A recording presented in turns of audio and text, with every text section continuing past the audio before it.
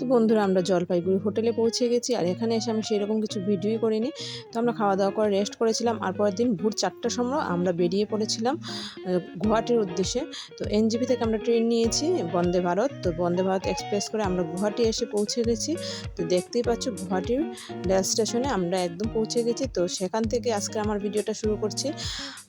আমি পায়েল বলছি, পায়েল বলছি, তোমাদের সবাইকে স্বাগত। আশা করি তোমাদের আজকের এই ভিডিওটা ভালো লাগবে। যদি ভালো লেগে থাকে তাহলে অবশ্যই লাইক শেয়ার কমেন্ট করবে, আর যারা আমার নতুন বন্ধুরা আছে প্লিজ সাবস্ক্রাইব করে পাশে থাকা বেল নোটিফিকেশনটা অল করে দিও, যাতে সবার আগে তোমাদের কাছে আমাদের ভিডিও নোটিফিকেশনটা চলে যায়। আর পুরনো বন্ধুদের অনেক অনেক অনেক ভালোবাসা পাশে থাকার জন্য। তো দেখো বন্ধুরা, আমরা চলে যাচ্ছি আজকে শিলং।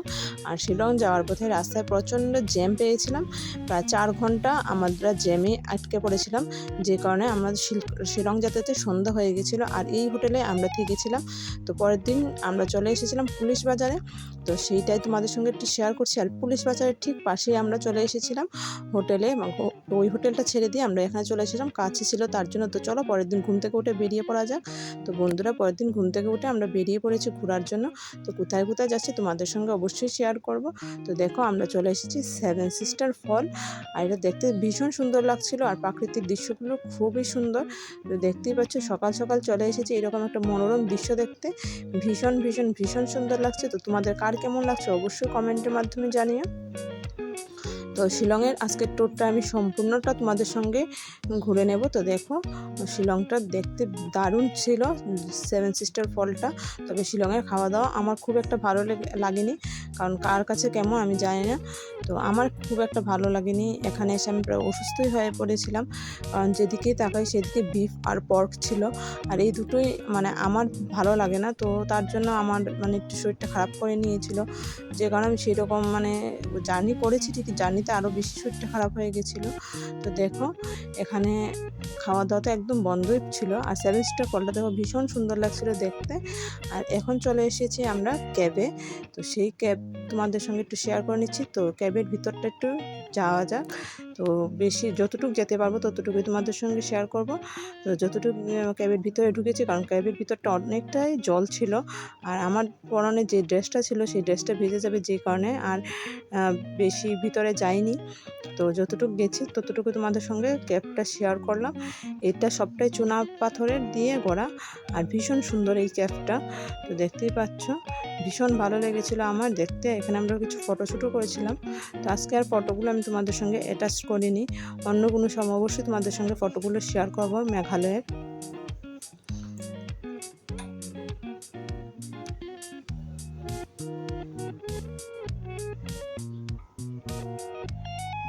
আর ভিতরটা কিন্তু একটু অন্ধকার অন্ধকার ছিল। প্রথম দিকে কিছু লাইট থাকলেও আস্তে আস্তে কিন্তু লাইটটাও অনেকটাই কম ছিল, আর অনেকগুলো জায়গা ভীষণ ভীষণ চিপা চিপা ছিল, যাতে ভীষণ প্রবলেম, আস্তে আস্তে না গেলে ব্যথা পাওয়ার সম্ভাবনা ছিল। তো চলো এবার এখান থেকে আমরা বেরিয়ে পড়বো, বেরিয়ে যাব ইকো পার্ক। তো দেখো বন্ধুরা, আমরা চলে এসেছি ইকো পার্কে। তো ইকো পার্কের এই দৃশ্যগুলো বেশ সুন্দর ছিল, আর ভীষণ সুন্দর দেখতে।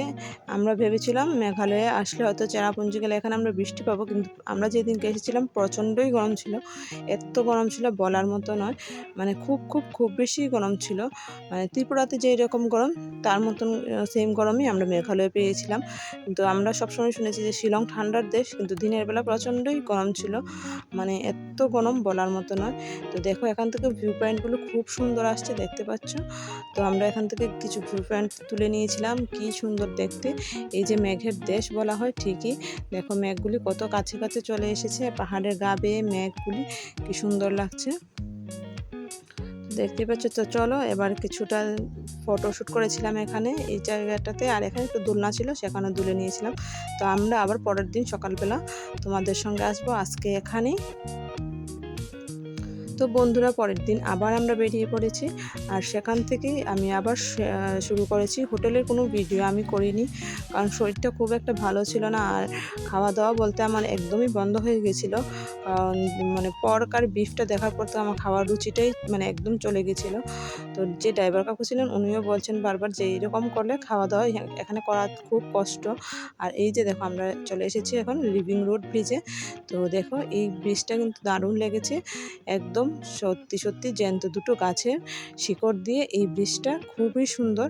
তোমরা মেঘালয় আসলে এই ব্রিজটা অবশ্যই দেখবে, মানে এত সুন্দর বলার মতো নয়। আমার তো ভীষণ ভালো লেগেছে। আর এই যে দেখো তোমাদের দেখাচ্ছি, আর এটার ঠিক নিচের দিকে কিন্তু জলও আছে। আর এই যে দেখো মোটা মোটা শিকড়ের দিয়ে রাস্তাটা করা হয়েছে, আর এই যে নিচের দিকে জল ঝর্ণা বয়ে যাচ্ছে। দেখতে পাচ্ছ অপরূপ সুন্দর এই দৃশ্য, মানে দেখলে বোঝা যায় কত সুন্দর এই দৃশ্যটা। আর দেখো এই যে মোটা মোটা শিকড় দিয়ে এই রূপটা কিন্তু বানানো না, এটা অরিজিনালি। তো দেখতেই পাচ্ছ এই দুটো গাছ একদম মিডল দিকে এই শিকড় দিয়ে রূপটা নিজেই তৈরি হয়েছে। তো এটার উপর দিকে আসা যায়, তো দেখতে ভীষণ সুন্দর। আর এই যে দেখো এখানেও আমরা কিছু ফটোশ্যুট করে নিয়েছিলাম। তো এই জলটাও দেখতে ভীষণ সুন্দর লাগছিল, ঝর্ণার জলটা খুব সুন্দর করে উপর থেকে আসছে, আর দেখতে ভীষণই ভালো লাগছিল। তো তোমাদের কার কাছে কেমন লাগছে অবশ্যই কমেন্টের মাধ্যমে জানিও। যদি ভালো লেগে থাকে তাহলে অবশ্যই লাইক শেয়ার কমেন্ট করবে। আর যারা আমার নতুন বন্ধুরা আছে প্লিজ সাবস্ক্রাইব করে পাশে থাকা বেল নোটিফিকেশনটা অল করে দিও। এখন আমরা চলে যাব আস্তে আস্তে করে লিভিং রুট থেকে উঠে চলে যাব আমরা মলিনগাঁও। তো সেটাও আমি তোমাদের সঙ্গে শেয়ার করব। তো দেখো লিভিং রুটের জলটা দেখো কি সুন্দর লাগছে, ঝর্ণার এই জলটা আমার দারুণ লেগেছে। তোমাদের কার কেমন লাগছে অবশ্যই জানিও কমেন্টের মাধ্যমে। তো চলো এবার আমরা মলিনগাঁও যাওয়া যাক। তো বন্ধুরা চলে এসেছি আমরা মলিনগ্রাম। আর সত্যি মলিনগ্রাম একটা ধুলো বালি কোনো কিছু রাস্তার মধ্যে নেই, একদম পরিষ্কার ঝকঝকে, খুবই সুন্দর। তো দেখতেই পাচ্ছ পুরো এশিয়ার মধ্যে নাকি এটাই সবচেয়ে ক্লিনেস্ট ভিলেজ। এত সুন্দর জায়গাটা আর খুব পরিষ্কার পরিচ্ছন্ন জায়গাটা দেখতে পাচ্ছ। আমার তো ভীষণ ভালো লেগেছে। তোমাদের কার কাছে কেমন লাগছে অবশ্যই জানিও। আর এখানে কিন্তু হোমস্টেও আছে, আর খাবার দাবারের জন্য হোটেল আছে। তো আমরা এখানেই খাওয়া দাওয়া করেছিলাম দুপুরে। তো দুপুরে খাওয়া দাওয়া করে আমরা এখান থেকে বেরিয়ে যাব, আর তোমাদের সঙ্গে সুন্দর করে একটু মলিনগাঁওটা ঘুরিয়ে দেখিয়ে দিচ্ছি। তো দেখতেই পাচ্ছ ওই যে হোটেলটা দেখতে পাচ্ছ, ওই হোটেলে আমরা খাওয়া দাওয়া করেছিলাম। তো দেখো খুবই সুন্দর মলিনগ্রামটা। তো চলো এবার মলিনগ্রাম থেকে আমাদের বেরোনোর পালা। এবার মলিনগ্রাম থেকে আমরা বেরিয়ে চলে যাব কোথায় সেটা তোমাদের কাছে অবশ্যই বলবো। মেঘালয়ে আসলে এই জায়গা না দেখলে ভীষণই মিস। তো এটা হচ্ছে ডাউকি, মানে দেখার মতো অপরূপ সুন্দর দৃশ্য। তো দেখো বন্ধুরা আমরা চলে এসেছি ডাউকি, আর এই ব্রিজের উপর দিকেই আমরা চলে এসেছি।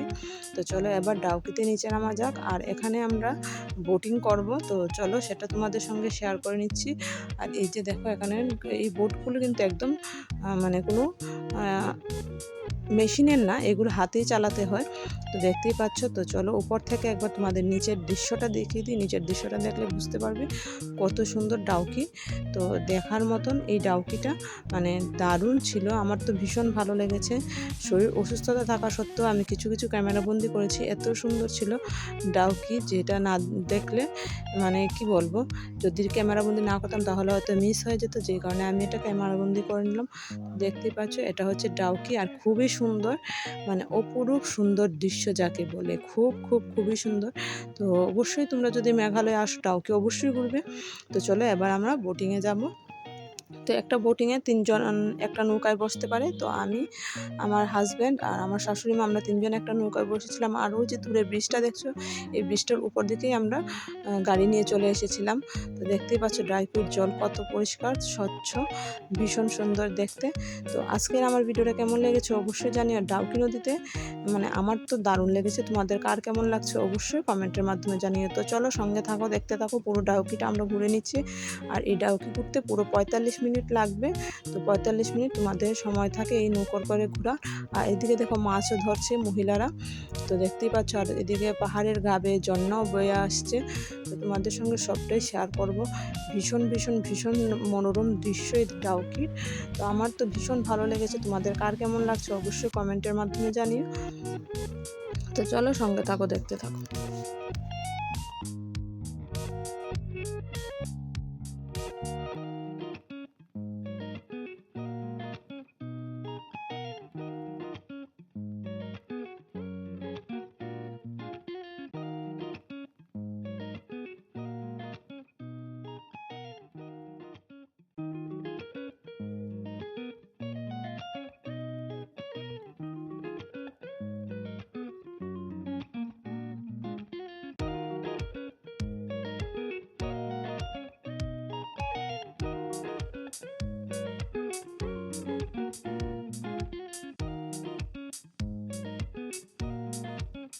বন্ধুরা, ডাউকি ভ্রমণ আমাদের কমপ্লিট। এখন আমরা উপরের দিকে চলে যাচ্ছি। এখন আমরা আবার হোটেলে পৌঁছে যাব। আর যাওয়ার পথে দেখো প্রচণ্ড কুয়াশা পড়েছিল। পাহাড়ি এলাকা, কখন কোন সময় ওয়েদার চেঞ্জ হয় বোঝাই যায় না। আর দেখো প্রচণ্ড কুয়াশা পড়েছে, সামনে গাড়ি দেখাই যাচ্ছে না, তোমাদের দেখাচ্ছি। তো দেখো একদম ঘন কুয়াশা পড়ে আছে, লাইটের জন্য একটু একটু গাড়িটাকে বোঝা যাচ্ছে, দেখতেই পাচ্ছ। তো চলো এবার আমরা হোটেলে পৌঁছে যাব। আর পরের দিন সকালবেলা আমরা হোটেল থেকে বেরিয়ে যাব গুয়াহাটির উদ্দেশ্যে। তো বন্ধুরা, আমরা পরের দিন সকালবেলা গুয়াহাটির উদ্দেশ্যে আস্তে আস্তে বেরিয়ে পড়েছি। তো এখন আজকে আমরা একদম ভোর 6টার সময় আমরা বেরিয়ে গেছি, কারণ শিলংয়ে প্রচণ্ড জ্যাম থাকে, যে কারণে আমরা সকালেই গুয়াহাটির উদ্দেশ্যে বেরিয়ে পড়েছি। তো চলো আজকে আর ভিডিওটা বেশি বড় করছি না।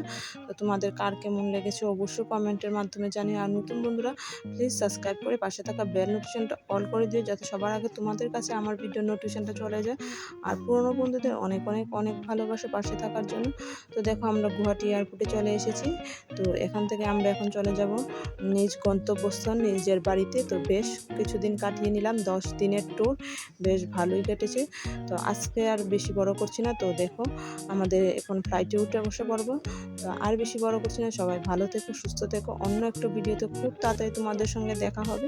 আশা করি তোমাদের আমার এই ভিডিওটা ভালো লেগেছে। যদি ভালো লেগে থাকে তাহলে অবশ্যই লাইক শেয়ার কমেন্ট করবে। তো আজকের মতো এখানেই, সবাই ভালো থেকো, সুস্থ থেকো, টাটা বাই বাই। পরে একবার খুব তাড়াতাড়ি তোমাদের সঙ্গে দেখা হবে। আর আকাশপথে এসেছিলাম, আবার আকাশপথে বাড়ি ফেরার পালা। তো দেখো আমরা পৌঁছে যাচ্ছি আগরতলার কাছাকাছি। তো আজকের মতো এখানেই, টাটা বাই বাই সবাইকে।